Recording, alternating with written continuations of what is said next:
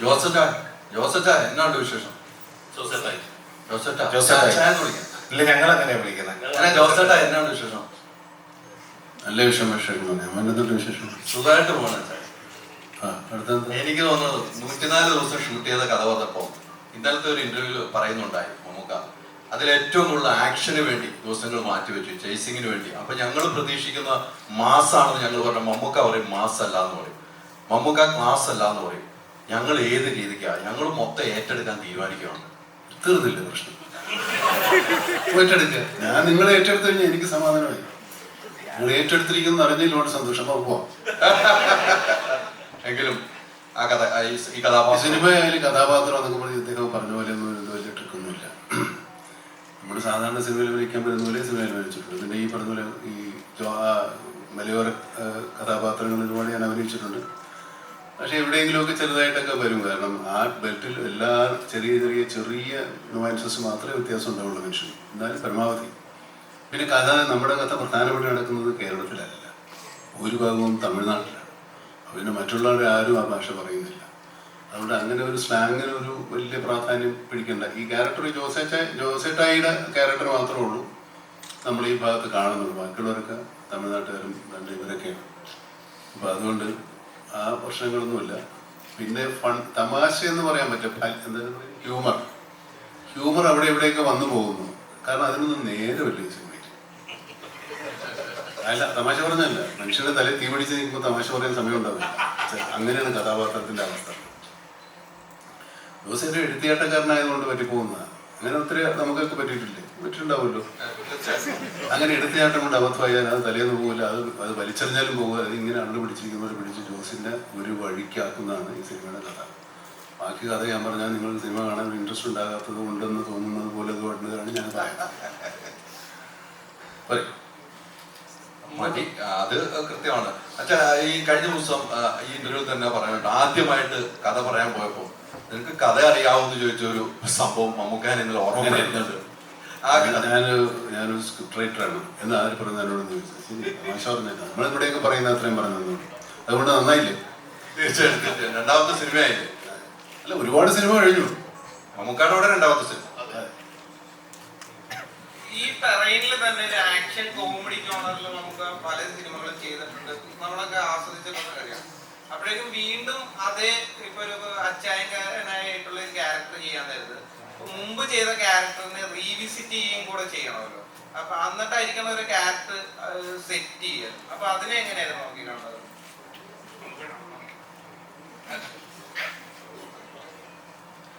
Revisiting ഒന്നുമില്ല. ആ കഥാപാത്രത്തുമായിട്ട് യാതൊരു സാമ്യം ഉണ്ടാകാതിരിക്കുന്ന ശ്രമമാണ്. റിവിസിറ്റ് ചെയ്യുമ്പോൾ അതുപോലെ തന്നെ വരണ്ടേ. അങ്ങനെ വരാതിരിക്കാനാണ് ഞാൻ സാധാരണ ശ്രമിക്കുന്നത്. ഇതങ്ങനെ ഉണ്ടായിട്ടില്ല. കാരണം അങ്ങനത്തെ ആ വന്നുപോയ കഥയിലെ കഥാസന്ദർഭങ്ങളല്ല ഈ സിനിമയിൽ. അതാണ് അതിൻ്റെ വ്യത്യസ്തമാകുന്നത്. നമ്മൾ ഈ പറഞ്ഞ പോലെ കഥാപാത്രവും പരിസരങ്ങളും തമ്മിൽ വ്യത്യാസമാകുമ്പോൾ കഥാപാത്രം തന്നെ മാറും. നമ്മൾ ഒരേ കഥ തന്നെ പല സ്ഥലത്തെടുക്കുമ്പോൾ പല കഥകളായിട്ട് മാറുന്നില്ലേ. ഇപ്പോൾ കർണൻ്റെ കഥ എടുത്ത ഒരുപാട് സിനിമകൾ, എല്ലാ പടത്തിലും കർണൻ ഒരുപോലെ അല്ലല്ലോ. അതുപോലെ കഥാപാത്രത്തിന്റെ പരിസരങ്ങൾ മാറുന്നുണ്ട് ഈ സിനിമയിൽ മൊത്തമായിട്ട്. അപ്പൊ കഥ മാറും, കഥാപാത്രവും മാറും. അങ്ങനെയൊക്കെ എല്ലാം എടുക്കാനുള്ളൂ. നമുക്ക് പറയണ്ടായി ദുബായ് ലോഞ്ചിൽ ഇതൊരു സാമ്പിള് മാത്രമാണെന്ന് പറഞ്ഞു. അപ്പം ട്രെയിലറിനെ പറ്റി പറഞ്ഞു. അല്ല, അതെ, ഇതൊരു സാമ്പിള് മാത്രമാണ്. അപ്പൊ യഥാർത്ഥ വെടിക്കെട്ടിങ് വരാനിരിക്കുന്നേ ഉള്ളൂ. കുഴിച്ചടിക്കല്ലേ? അത് വെടിക്കെട്ടാണെന്ന് നിങ്ങൾക്ക് തോന്നുന്നുണ്ടെങ്കിൽ ചിലപ്പോൾ വന്നേക്കാം. തോന്നട്ടെ എങ്ങനെയെങ്കിലും. നിങ്ങൾ മുടക്കല്ലേ?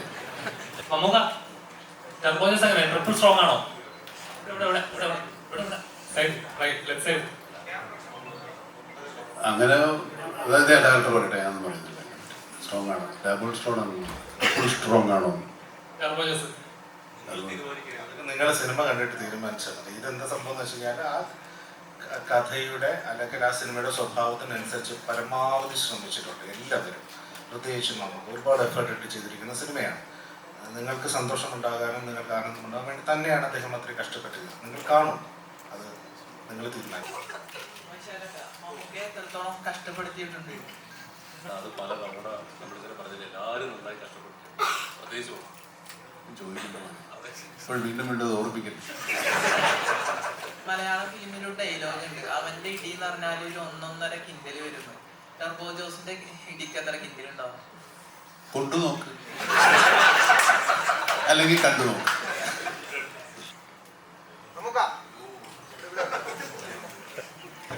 മമ്മൂട്ടി കമ്പനി പ്രൊഡ്യൂസ് ചെയ്യുന്ന ആദ്യത്തെ ഔട്ട് ആൻഡ് ഔട്ട് ഒരു ആക്ഷൻ പടമാണല്ലോ ടർബോ. അപ്പോ അത് മിഥുൻ മാനുവൽ തോമസ് എന്ന വ്യക്തിയിലുള്ള വിശ്വാസമായിരുന്നു അതിലോട്ട്?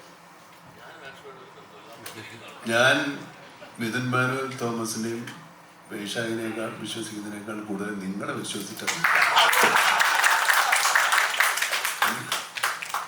അല്ലാതെ എനിക്ക് ഇവരെ ഞങ്ങളൊക്കെ നിങ്ങളെ വിശ്വസിച്ച് വരുന്നത്. കാരണം ഇത് പ്രേക്ഷകർ സ്വീകരിക്കുമെന്നാണ് ഞാൻ ഉൾപ്പെടെയുള്ള എല്ലാ സിനിമാ പ്രവർത്തകരും വിചാരിക്കുന്നതും അങ്ങനെയാണ് ഇറങ്ങിത്തിരിക്കുന്നത്. ചിലരുടെയൊക്കെ ഊഹങ്ങളൊക്കെ തെറ്റിപ്പോകും, ചിലതൊക്കെ ശരിയാവും. എല്ലാവർക്കും എപ്പോഴും എല്ലാം ശരിയാവില്ല. ഇത് ശരിയാക്കണേ. എങ്ങനെ ടർബോ ജോസിന്റെ ലുക്കിലേക്ക് എത്തി? ഹെയർ കട്ടാണ് ഉദ്ദേശിച്ചത്. ആരും ഒന്നും പറഞ്ഞില്ല.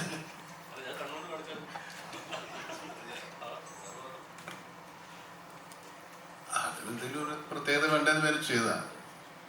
അതിനുമുമ്പ് ഞാനൊരു വെക്കേഷന് വേണ്ടി ചെറുതായിട്ട് മുടി വെട്ടി. അപ്പോൾ കുറച്ച് ദിവസം ഷൂട്ടിങ് തുടങ്ങുന്നതിന് മുമ്പ് ചെറിയൊരു വെക്കേഷൻ ഉണ്ടായിരുന്നു. അപ്പോൾ മുടിയിലൊക്കെ ഒന്ന് പണം നോക്കിയതാണ്. അപ്പോൾ തിരക്കേട്ടില്ലെന്ന് ഇവർ പറഞ്ഞു, അങ്ങനെ ഒത്തതാണ്. അല്ലാണ്ട് അതിന് വേണ്ടി ഒരു പരിപാടികളില്ല. ഇല്ലേ, പൂർവ്വം ചെയ്തിട്ടെന്ന് ചോദിച്ചുകൊണ്ട് അതങ്ങനെ മെയിൻറ്റെയിൻ ചെയ്തു. മുടി വെട്ടിക്കഴിഞ്ഞ് പിന്നെ വളരാൻ കുറേ സമയം എടുക്കുമല്ലേ. അപ്പോൾ അതിന് മുമ്പ് പടം തുടങ്ങണം. അപ്പോൾ പിന്നെ ആ മുടി വെച്ച് അങ്ങ് അഭിനയിച്ചു. പിന്നെ പടം തീരുന്നവരെ ആ മുടി വെട്ടി അങ്ങനെ ആയിക്കൊണ്ടിരുന്നു. അങ്ങനെയാണ് എൻ്റെ കഥ. പടത്തിനകത്ത് 2-3 ഷർട്ടും കൊണ്ടും ഒക്കെ ഉള്ളൂ. പിന്നെ ഡയറ്റ് അപ്പോൾ ഡ്രസ്സിൻ്റെ കാര്യത്തിൽ വലിയ പ്രശ്നങ്ങളൊന്നുമില്ല. മമ്മൂക്ക വണ്ടികളെ ഒരുപാട് ഇഷ്ടപ്പെടുന്ന ഒരാളാണ് താങ്കൾ.